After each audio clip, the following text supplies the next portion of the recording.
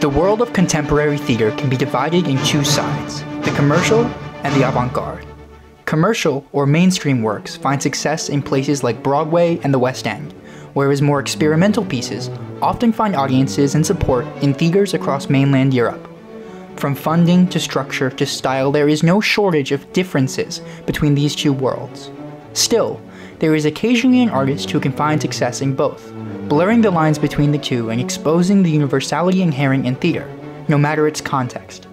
Theater director Ivo Van Hove is such an artist. Critic Ben Brantley called him a maximalist minimalist, which, though an accurate description, is not exactly illuminating. But the enigma of Ivo Van Hove does not end here, as his works find success in contexts that seem contradictory, speaking to the sheer power present in his direction.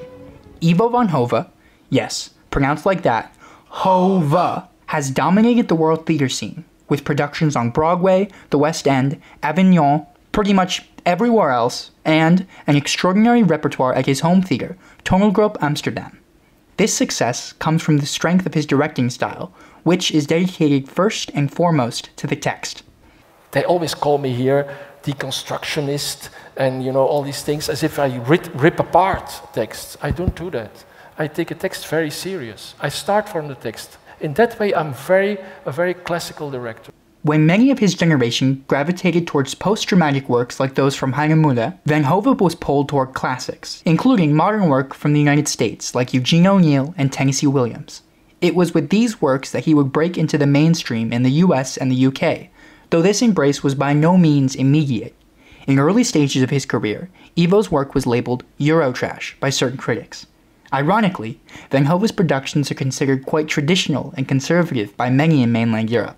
However, when his work is viewed in different contexts, there can be an initial shock. This initial reaction from audiences tends to mistake a radical change in the feel of a play for a radical change in the content of a play, which usually remains largely untouched. Van Hove works to open up the theatrical canon, directing not only works originally meant for the stage, but also adaptations of novels and even films. This adaptation of a broad range of texts from The Fountainhead all the way to the movie Network speaks to the versatility of Van Hove's directing style. An overbearing aesthetic or technique could not satisfy each of these texts, but Van Hove's flexible style accommodates them, all whilst refreshing the original works in their new stage adaptations. Much of Van Hove's radical visual style can be credited to his partnership with designer Jan Verschaffelt. Verschaffelt designs both sets and lights for Van Hove's productions, and is present at the earliest stages of the production process. This ensures a unity between the design and the text. Though there are patterns of minimalism and installation-like sets, there is no formula for a Van Hove and Verschaffelt production. Sometimes projections are used heavily, sometimes not at all. Sometimes sets are realistic, sometimes representational. This flexible creative style also applies to how Van Hove works with actors. The distinct performances seen in the Belgian director's productions come not from teaching a particular technique for acting, but out of adaptation to the habits of each individual performer. This approach shows a certain gentleness in Van Hove's practice. He doesn't seek to impose a vision onto the actor, but rather to create a world that they can grow into. He is dedicated to creating a cohesive reality on stage, sometimes even to an extreme degree. Van Hove finds much of his inspiration in films or novels, rather than theater. But it is another art form altogether that helped shape his work from an early age. I was a young man in the 70s, and I was very much inspired by performance art also in these days, because it was the age of performance art. Van Hove became exposed to the visceral new form of performance art through artists like Marina Abramovic and others. And that was like a new thing, well, for me anyway, coming from a very small town in Belgium and, didn't know about it. So for me, when I saw these kind of things, because the arrow is a real one, so you can really, if the guy thinks, I cannot hold it, then you're dead. Chris Burden, and he really has himself shot. He stands there and he asked one of his best friends to shoot him, but it can go wrong, he would be dead.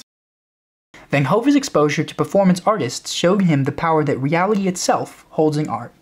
He harnesses this power in his own work, not only by reducing a production down to its barest components, but also by including elements in his work that are uncontrollable. In the final moments of his production of West Side Story on Broadway, Van Hove engulfs the stage in rain. This downpour allows untamed nature to invade the performance space, leading to a greater presence of the actors and audience as they adapt to this new element. It's like a physical thing happening there, a real thing. It's not an actor. So I like to bring actors and dancers in circumstances where there is something real happening, which you cannot escape.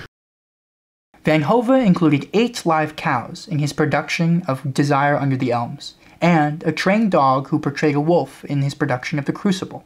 The director's introduction of these rogue elements in his work forces a complete presence on the actors in the wake of this portion of the play that is virtually uncontrollable.